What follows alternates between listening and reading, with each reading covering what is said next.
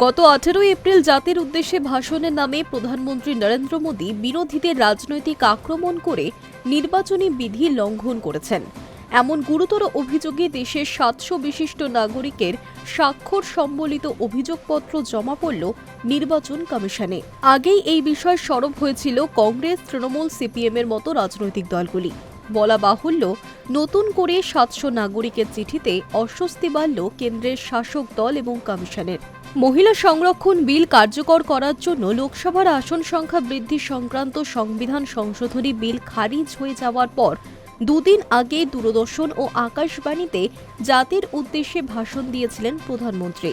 এরপরই বিরোধী রাজনৈতিক দলগুলি অভিযোগ করেছিল প্রধানমন্ত্রী সরকারি সম্প্রচার মাধ্যমকে ব্যবহার করে বিরোধী দলগুলির বিরুদ্ধে রাজনৈতিক প্রচার চালিয়েছেন।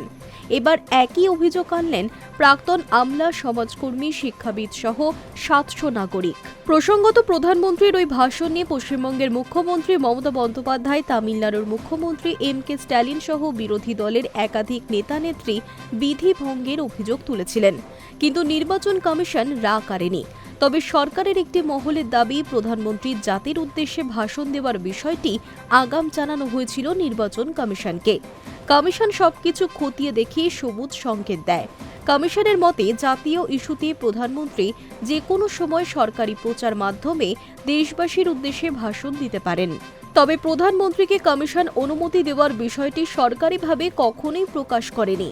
প্রধানমন্ত্রী সংসদে মহিলা বিল পাশ করাতে না পারার বিষয়ে সরকারের অভিমত দেশবাসীর উদ্দেশ্যে তুলে ধরেন।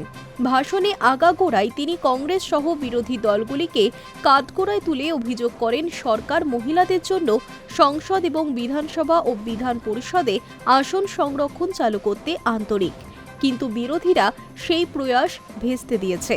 বিলটি পাশ করাতে না পারায় বিরোধীদের বিরুদ্ধে ভ্রূণ হত্যার অভিযোগ করেছেন প্রধানমন্ত্রী।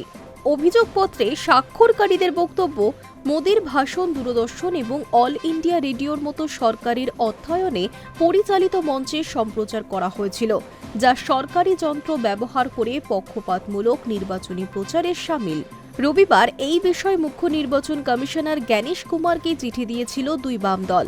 তাদের প্রধান অভিযোগ, পশ্চিমবঙ্গ এবং তামিলনাড়ুতে বিধানসভা নির্বাচনের আদর্শ আচরণ বিধি লাগু রয়েছে। এই অবস্থায় প্রধানমন্ত্রী সরকারি সম্প্রচার মাধ্যমকে ব্যবহার করে বিরোধী দলগুলির বিরুদ্ধে রাজনৈতিক প্রচার চালিয়েছেন। কংগ্রেস সভাপতি মল্লিকার্জুন খার্গেও প্রধানমন্ত্রীর বিরুদ্ধে আদর্শ আচরণ বিধি লঙ্ঘনের অভিযোগ তুলেছিলেন।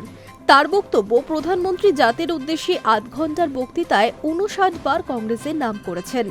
বিভিন্ন রাজ্যের কংগ্রেস নেতারা কমিশনে চিঠি পাঠিয়েছেন, আর এই ইস্যুতেই প্রধানমন্ত্রীর বিরুদ্ধে সরব হয়েছেন পশ্চিমবঙ্গের মুখ্যমন্ত্রী তথা তৃণমূল সুপ্রিমো মমতা বন্দ্যোপাধ্যায়ও।